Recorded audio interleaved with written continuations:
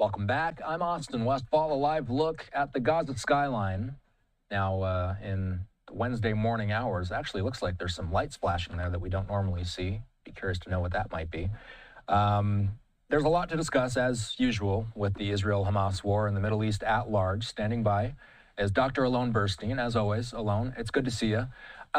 We also got this live look of Jerusalem as well. I want to ask you about something that's in the wider Middle East first, though. Axios has confirmed that President Trump is going to be traveling to Saudi Arabia soon for his first foreign trip this term. The president said the trip will be next month or maybe a little bit later and will include stops in Qatar, the UAE, and other places outside the Middle East. Axios says at the moment, Trump does not plan to visit Israel on this trip. President Trump's first international trip during his first term was also to Saudi Arabia alone, and it was around the same time in his term. What are the implications for Trump's close relationship with Persian Gulf countries, especially as it relates to Israel, Iran, and the future of the Israel-Hamas war? Good to see you, Austin.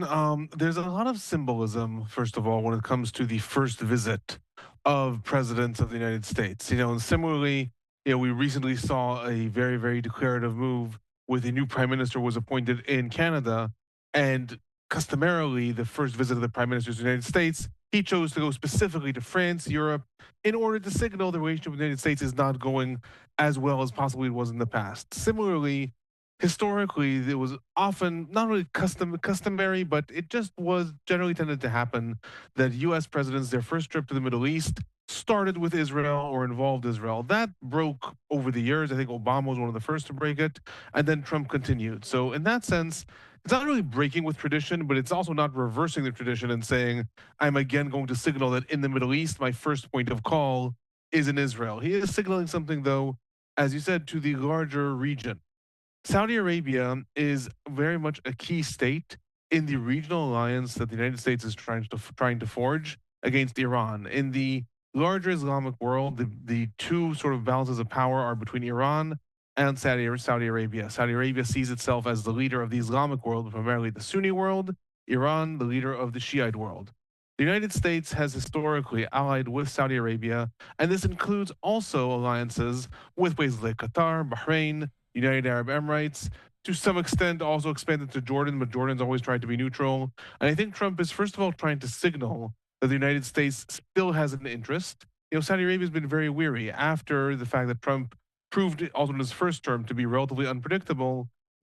Saudi Arabia also said it's possible they'll have to develop their own nuclear program. Maybe they can't rely on the United States. I think Trump wants to start in a different direction, wants to show Saudi Arabia we have what to work with together, and then probably we'll see a little bit more of tough politics later on. That's been sort of Trump's strategy with a lot of these different countries. But he's trying to signal that there's what to work with in Saudi Arabia and that he's still invested in building this larger coalition vis-a-vis Iran. Where does Israel fit in, and will Israel be on his trip? I'll say that probably also involves what's happening in the war. I think to a very large extent, both Israel and the United States would not want images of Trump meeting Netanyahu while the Houthis fire a missile and all of a sudden the leaders are being rushed into a bunker. I think that's an image that for both of them would be very important to not have. And it's something that the Houthis, for example, would very much like to achieve. So I think that a lot will depend on what are the dynamics in the war right now. But the signals are strengthening Saudi Arabia, strengthening the connections to the what is commonly called the moderate Sunni alliance against the Houthis, Iran, possibly whatever is going to develop in Iraq. And an interesting question I'll say in this also is, where does Syria fit in? Syria was part of the axis with Iran. Now there's been the revolution there. Ahmed Ashara is, at least according to his ethnic denomination and religious denomination, more on the Sunni side. So he would tend to be more allied with Saudi Arabia. He also hates Iran for the years that they backed Assad. At the same time, he is not an automatic ally with Saudi Arabia. There's bad blood between them because of history, his historical involvement with Al-Qaeda and things like that. And possibly also, Trump is also going to look to how does Syria fit into stabilizing the region. But that's now my own guess. There's been no implication that may happen. I would imagine that Saudi Arabia and Qatar are thinking about that, so they may try to bring that up with Trump as well. Syria is still under very heavy sanctions from the United States, from the Assad era. So possibly they're going to try to bring that up. We were just talking with Melanie News Hilton about tariffs, and tariffs actually came up between Israel and the U.S. There were some headlines about this recently. Israel announced today it's lifting all tariffs being imposed on U.S. products, and this is coming at the direction of Netanyahu and other Israeli leaders.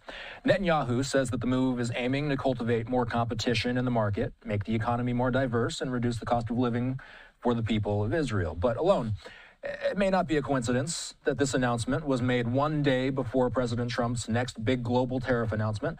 Would you also agree that it also may not be a coincidence that Netanyahu would curry favor with the White House ahead of some pretty big decisions in Gaza? Absolutely. One of the things that we have seen time and again, and at times I think even you and I spoke about the differences in the meeting between Trump and Netanyahu and Trump and Zelensky. Netanyahu understands Trump. According to rumors that circulated during Trump's first term, Netanyahu had an entire team of specialists that were training him on how to talk to Trump, how to make sure that he's on Trump's good side. When Israel commandeered a lot of equipment and information about Iran's nuclear program, Netanyahu did a big show and tell and had PowerPoints up. And there was, according to, again, leaks from the prime minister's office, they had actually done research on what are the words that Trump likes to hear. What are the words that will get his attention? Because Netanyahu has realized that it's all about the personal relationship between the sides. Similarly, using this language, not just canceling the tariffs, which obviously is a signal to the United States, with Trump saying that everyone has been gouging the United States and stealing from the United States, Canada, France, the EU, everyone in the world, Israel being the one to stand up and say we're canceling all tariffs, and then using that language, we want to foment competition. We want to foment an open market. We want to talking specifically about housing that relates also to things Trump likes. It's all strategic move. It's all strategic move. It's all a move to get Trump to again feel like Netanyahu is his close ally, and also on the economic sort of geopolitical idea, also in front of these tariffs, because you never know where Trump's going to all of a sudden turn his attention next. And as the war deepens, as Israel again gets embroiled in Gaza, and we don't know what exactly is going to happen with the Houthis, there's been also more activity in Lebanon. Israel is still very, very dependent on the United States for diplomatic protection and for the shipment of armaments. So Netanyahu knows this and is being very careful to make sure that no matter what happens, Trump remembers that Netanyahu is on his good side. Just past 5 a.m. in Gaza. Let's talk about Gaza. On Monday, the IDF ordered evacuations for the southern Gaza Strip, specifically residents of the city of Rafah and parts of neighboring Khan Yunis. The civilians were told to leave immediately for a humanitarian zone and they were told to move to this zone, by the way, because of, quote, intense operations that are to be had in these regions. Alon, have these operations started yet? And how much of Gaza's population is in these areas? Lots are in Rafah, we know. So this is the largest evacuation order that the IDF has given since the return to fighting on March 18th. You see on the map here, this is the entire southern region of Rafah that has been ordered to the humanitarian zone in the Al Mawasi region. That is very important for a number of reasons. First of all, the region that the IDF now ordered Palestinians to evacuate, said this is going to become a war zone, is actually a fifth of the entire Gaza Strip. So a fifth of the area in the Gaza Strip now has been declared an active war zone, and the population has been ordered to evacuate to the humanitarian zone. That's important fact number one. Important fact number two is that contrary to the areas in northern Gaza, to the areas in Gaza City, and even to areas in Khan Yunis, Rafah never experienced a full evacuation during the first rounds of fighting. Rafah became this diplomatic battleground between Israel and the United States, Netanyahu and Biden, Israel and Europe. Everyone said that Israel cannot invade Rafah, and then it invaded Rafah relatively slowly, and there was never this mass evacuation of Palestinians. As a result, Rafah did experience less ground fighting as far as the IDF is concerned, and less of a purge going house to house trying to root out Hamas operatives and infrastructure, unlike Khan Yunis and unlike northern Gaza. So that's what the IDF, I think, is signaling its intent right now for the regions of Rafah. How many people are there? At this point, it's very hard to know, because prior to the ceasefire of January, there were 1.8 million Palestinians out of a total population of about 2.1 million who had condensed themselves into the humanitarian zone in the Al Mawasi region. Since the ceasefire, though, they have been allowed to leave. A lot of them have gone back up north. A lot of them have gone back to Khan Yunis. So at this point, it is very difficult to know how many Palestinians are in each of these different regions. I would estimate that in Rafah, we are talking about at least 400,000 people in the region that has been designated that has to be evacuated, possibly more. Rafah in general was a very dense area, but the IDF is signaling that this is its next focus. I will say that an hour ago, before getting online, there were initial reports in a couple of different news sites in the Middle East that the IDF has begun its ground invasion of Rafah. I haven't seen any reports of that from the IDF or from Palestinian sources on the ground right now, but it has been reported by the IDF that there's massive airstrikes that were happening in the Rafah region, which is typically the way the IDF would go about the ground invasion. There would be an evacuation order issued a day or two before. This was issued yesterday.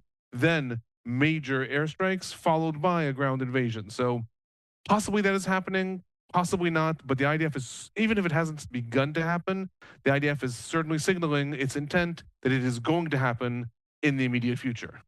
One more thing before we go, again, on Gaza. You and I were talking offline about the fact that it looks like there's been an increase in violence in Gaza and in the West Bank. Here's something that happened yesterday. The Red Cross movement is expressing outrage after they say 8 Palestinian medics were killed, along with 6 civil defense first responders and 1 UN staff member by Israeli forces in southern Gaza. This is per the BBC. The outlet says that 5 ambulances, a fire truck, and a UN vehicle were struck one by one in Gaza on March 23rd. That's according to the UN. The 15 bodies were recovered from a mass grave on Sunday. Israel's military said troops fired on vehicles that were, quote, advancing suspiciously without headlights or emergency signals. And then the IDF also said a Hamas operative and 8 other terrorists were among those killed. So, Alon, how likely are we to get to the bottom of what's right or wrong in these types of he said, she said situations? Is there a way to get to the bottom of it? There's no way to ever convince people who aren't going to be convinced. That's point number one. Like, these things are used for political purposes. Unfortunately, violence from all sides is used for political purposes to justify they're more wrong, they're more wrong. And as far as the political level is concerned, it almost doesn't matter what actually happened because it's going to be used by one side or another. What we do know about the facts on the ground is, first of all, 15 people are dead. No one's denying that. I always go by, first of all, what are people not denying? Neither the IDF nor Palestinian sources are denying that 15 people are dead. Neither the IDF nor Palestinian sources are denying a couple of basic facts. Everyone agrees that shots were fired at ambulances and shots were fired at emergency vehicles. This happened on March 23rd. After that, the IDF buried the bodies and then told other Palestinian medical services where they can be found. On this, no one has any dispute. Then there start to be different versions. According to Palestinian sources, ambulances were fired upon purposefully. Then, as more ambulances started to get to the region, each one of them was fired upon again. Eventually, 5 different trucks had gotten there, and they kept on being fired upon by the IDF. In turn, the IDF said that it fired on vehicles that had advanced, as you said, suspiciously, said didn't have any headlights on, and had not coordinated their emergency vehicles coordinated with the IDF when they're supposed to go to a certain area, but they're not coordinated where they were going. This is also March 23rd is the day that the IDF ordered the evacuation of Tel Sultan in southern Gaza, where this happened. So the IDF saying it had said this is going to be a military zone. Palestinian sources said yes, but this happened before the evacuation order was given. Again, at this point, they're disagreeing. Another very important fact that this I'll say it's interesting what each side is saying. The bodies were excavated earlier today and yesterday, and Palestinian sources are saying that some of the bodies were excavated and that their hands had been tied behind their backs, showing that they were executed after being taken out of the vehicle, not just shot from afar. The IDF didn't deny that. The IDF simply ignored that. When there was posed questions, the IDF repeated what it had said about shots being fired. So that's in terms of who said what. The last thing I'll say, the IDF did say that one of the people killed was Muhammad Ibrahim Abu Shukairi, who is a member of the Al-Qassam brigades, so a militant figure. And then it said that 8 more people were part of Hamas and the Palestinian Islamic Jihad. That wording is important. Saying someone is part of the military wing is saying they're an active fighter and a legitimate target, as opposed by international rules of war. As opposed to saying people are Hamas members, that could be that they are part of the medical establishment or the civil defense units, which Israel considers a legitimate target, but the UN does not. So that's where we start to get the discrepancy. But no one's disputing the fact that those deaths happened and that they were fired in ambulances. The exact context, I dare say we may never know, or if we do know, it's only going to be after the guns fall silent in history books when people go through archives and possibly interview people and et cetera. Right now, each side is simply sticking to their stories. Documenting these things can be a tough task. Alon uploads his own Middle East recaps to his personal YouTube channel. As always, Alon, good talking to you. We'll see you soon. Have a good night.